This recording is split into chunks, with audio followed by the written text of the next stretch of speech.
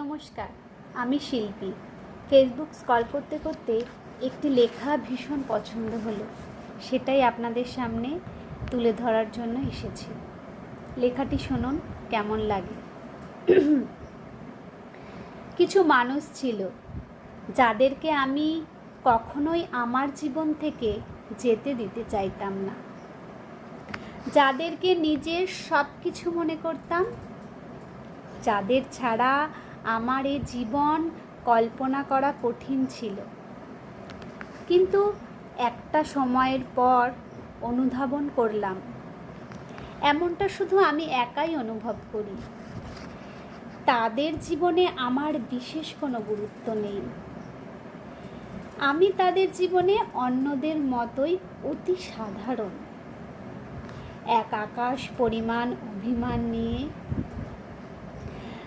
তাদের সাথে দেখা করা, খোঁজ নেওয়া বন্ধ করে দিলাম। আশ্চর্যের বিষয়, দিনের পর রাত, সপ্তাহের পর মাস, এমনকি বছর পার হতে চলল, অথচ আমার কথা তাদের মনেই পড়ল না।